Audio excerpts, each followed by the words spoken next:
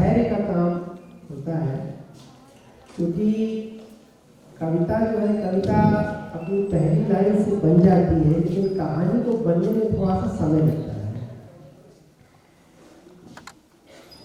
एक छोटी सी कहानी है, बट फिर भी 10 से 15 मिनट ले लीजिए। और एक सच घटना पर ये केंद्रित कहानी थी। बस्तर का नाम आप लोगों ने सुना है? बस्तर जो जगह है, जनजातीय क्षेत्र है, आदिवासी क्षेत्र है। बरसों पहले वहाँ एक गोडाउन में कुछ वाकया हुआ। गोडाउन होता है जहाँ सामान रखा होता है, उसके गिर्द ये कहानी लिखी हुई है। तो ये कहानी जो है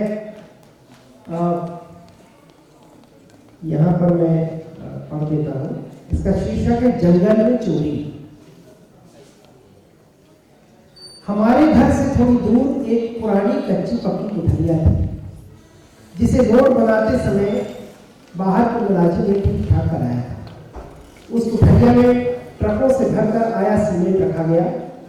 जब रोड बननी चालू हुई तो रोड बैलगाड़ी में लादकर सीमेंट के बोरे रोड के उस तरफ ले जाए जाते। सीमेंट से कुछ पुराने घराने पुल ठीक किए जा रहे थे। रोज सीमेंट जाता। बाहर दुनिया का मुलाजिम कभी कभी आता, कुठरिया के भीतर कमर पर हाथ रख खड़ा होता, आंखों से सीमेंट की गोलियां गिनता। मुलाजिम को पता नहीं, मुलाजिम को जंगल का पता नहीं था। बुजुर्ग आदमी को बाहर की दुनिया का पता था। बुजुर्ग मुलाजिम के साथ काम करता था। बुजुर्ग ने एक दिन मुलाजिम को बताया कि जंगल में चोरी नहीं, ये बस्तर के जंगल है, ये जंगल बहुत पिछड़े हुए हैं, यहाँ अपराध नहीं होते। जंगल इतने पिछड़े हैं कि यहाँ चोरी जैसा भी अपराध नहीं होता। कुठरिया में रखे बोरे को गिनना समय की बर्बादी है। इंसान के 4.5 लाख साल के इतिहास में बस्तर के जंगल में कभी चोरी नहीं हुई, ऐसा वो कहता था। पूरा जंगल तो खुला पड़ा है, खुले हैं झरने, खुले हैं जंगली जानवर, खुले फल, कितनी तो खुली खुली हवा और आकाश। ऐसी जगह चोरी का भला क्या मतलब? गांव में जो एकमात्र दुकान थी वह जंगल के लोगों को मुफ्त में कपड़े बांटती थी। वह दुकान हर चीज की दुकान थी, नून तेल लकड़ी से लेकर कपड़े तक। दुकान के बोर्ड में छोटे छोटे अक्षरों में बहुत कुछ लिखा था। वह एक अनमना बेटी का सा बोर्ड था, क्योंकि उसे पढ़ने वाला वहां कोई नहीं था। जंगल के लोग उस बोर्ड को ताकते देखते, उन्हें बोर्ड और दुकान में कोई सूत्र समझना आता। बोर्ड खराब होता रहा, शब्द उखड़ते, सीमेंट और जंग में खत्म होते गए, पर दुकान चलती रही। वह मुलाजिम किराने वाले को उन कपड़ों की कीमत अदा करता था जो वह जंगल के लोगों को दे देता था। सरकार का हुक्म था कि जंगल के लोगों को कपड़े बांटे जाए, सरकार पैसे देगी। इस तरह वह जंगल के लोगों को मुफ्त में कपड़े देता था। कहते हैं कि एक दिन उसने किराने वाले को भड़काकर कहा था कि अगर कोई भी आदमी बिना कपड़ों के दिखा तो वो उसे जेल में डाल देगा। तब से वो जो है इस बात का ध्यान रखता और जो भी दुकान में आता उसे कपड़े देता, उसका हिसाब रखता। इस तरह जंगल के आदमी को ठंड लगने लगी। जैसे जैसे कपड़े आते गए उसको लगने वाली ठंड बढ़ती गई। वही आकाश, वही जंगल, वही सूरज, वही चांद, जाने कहाँ से तो ठंड आ रही थी। जंगल का आदमी अब कपड़े बिछाता, कपड़े ओढ़ता, कपड़े पहनता, तब जाकर ठंड खत्म होती। कपड़े ठंड बढ़ा रहे थे, कपड़ों के कारण जंगल की ठंड विकट होती जा रही थी। किराना वाला तेलंगाना से आया था। एक दिन किराने वाले की तेलंगाना के गांव में बड़ी भयानक दुर्घटना घटी। वह अपनी दुकान बंद करके अपने गांव चला गया। कहते हैं उस दुर्घटना में उसके परिवार के लोग मारे गए। तो कोई कुछ और बताता। किराने वाला फिर नहीं लगा। किराने की दुकान पुरानी होकर जायदाद होने लगी। जिन बैलगाड़ियों से लगकर सीमेंट जाता था उसमें जंगल के किशोर को काम पर लगाया गया था।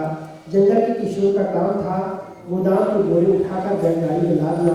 वह अपने पास गिट्टियाँ रखता था, छोटी चिकनी गिट्टियाँ, जितनी बोरी बैलगाड़ी में लगती उतनी चिकनी गिट्टियां वह अपने दूसरे हाथ में रख लेता। पूरे रास्ते बैलगाड़ी में बोरों के ऊपर बैठा रहता, मुट्ठियों में चिकनी गिट्टी भींचे रहता।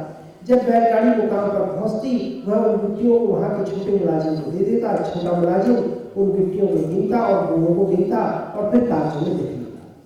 जितनी गिट्टी उतने बोरे, मिलान हमेशा सही रहता। सारे हिसाब किशोर की मुट्ठी में भिजी गिट्टी से तय होते। छोटा मुलाजिम अक्सर किशोर को चेताता, किशोर सतर्क रहता। वह ठीक से मिलान कर चिकनी गिट्टियों को हाथ में भींच लेता। पसीने से भीगी मुट्ठी में वे इस तरह भिजी रहती कि कभी न गिरे। बस्तर के जंगल में गिनती नहीं, जंगल के हिसाब में जोड़ नहीं, घटाना नहीं, नहीं है अंक ही, इस तरह वह कभी गलत नहीं होता।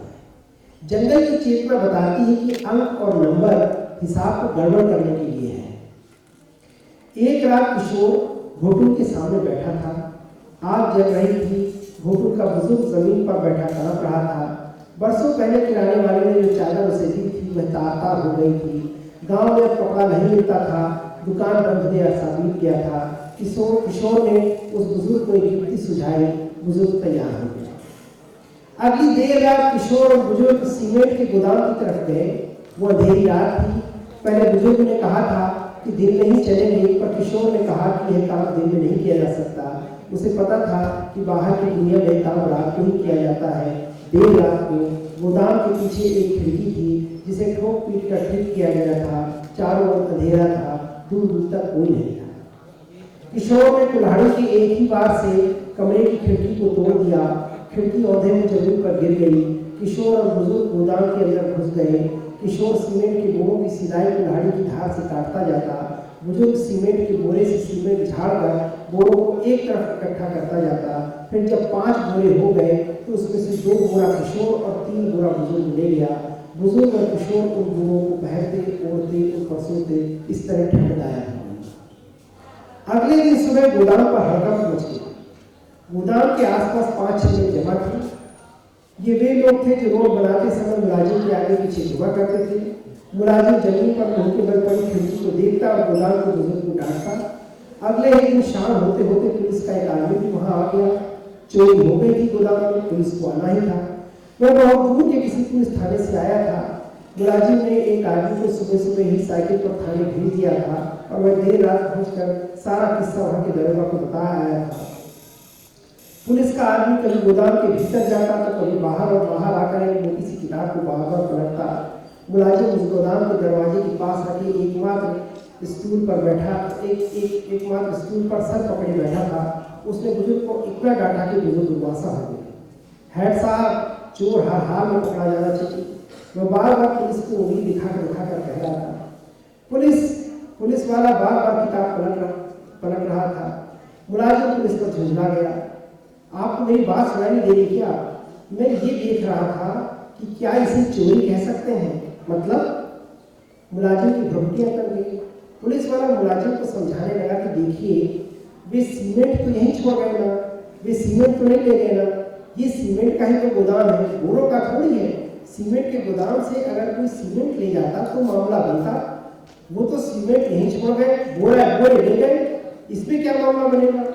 पुलिस वाला जिस थाने में था उस थाने में वो बहुत दूर से आया था, जंगल के बहुत बाहर की किसी दुनिया से। वो हकरक ऐसी चोरी पहली बार देखी कि चोर बोरा ले जाए और सीमेंट छोड़ जाए। वह फिर से किताब पलटने लगा। कानून की किताब बहुत मोटी थी। कानून की किताब में जंगल के कायदे नहीं लिखे थे। दुनिया की किसी भी किताब में जंगल के कायदे नहीं। जंगल की सोच, जंगल की नैतिकता, बीहड़ नियम जिनकी दरकार किसी किताब को नहीं।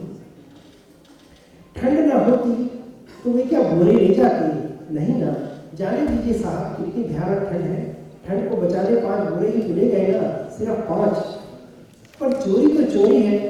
जो सीमेंट छोड़ जाए वो काहे का चोरी?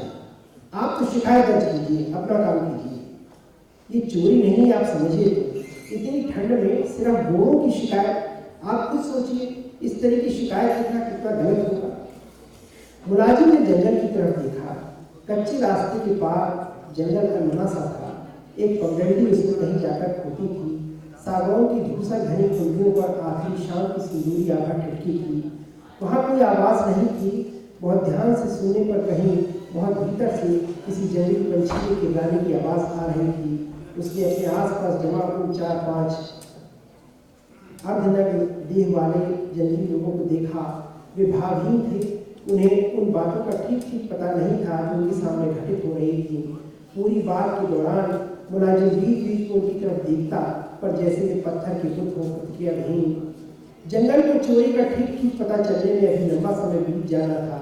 वह अत्यंत अन्यायपूर्ण था कि वह तय करे कि उसे बोले चाहिए या सीमेंट, पर कानून बन चुका था और कानून में लिखा था कि चोरी।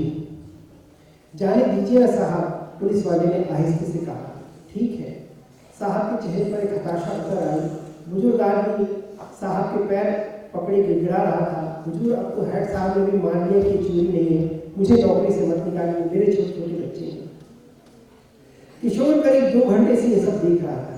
वह काफी पहले ही बैलगाड़ी के साथ आ गया था। वह सर नीचे के एक चिकने पत्थर को एक हाथ से दूसरे हाथ में उछाल रहा था। वे पत्थर जमीन पर कभी नहीं गिरे, उनका जोर घटाना कभी कम ज्यादा नहीं हुआ। बस 5 गोले, सिर्फ 5, और कुछ भी तो नहीं। पुलिस वाले ने बाद में मुलाजिम को बताया कि जंगल में जो चोरी है वह किसी और की चीज को उठाना और बटोर कर ले जाना नहीं है। उसे यह भी लगा कि अगर जंगल की सुनो तो कितना साफ तो सुनाई देता है कि जहाँ खत्म होते हैं इंसानियत की दावें और साफ गोली, उसे चोरी कहते हैं। जहाँ खत्म होती है बाहें फैलाकर अपना लेने की चाहत, उसे शायद चोरी कह देते हैं। उसने कहा कि जंगल में चोरी को चोरी नहीं मान सकते। उस रात चोरी के बाद किशोर और बुजुर्ग जंगल जा रहे थे। किशोर ने बुजुर्ग को बताया कि उस गोदाम में वो जो छोड़ आए थे, लोग उसे सीमेंट कहते हैं। दोनों एक दूसरे को देखकर मुस्कुराए। बुजुर्ग ने सिर्फ इतना ही कहा कि कितनी तो फालतू की चीज़ है सीमेंट, बाहर की दुनिया के लोग जाने क्या क्या फालतू की चीज़ें बटोर कर रखते हैं। ये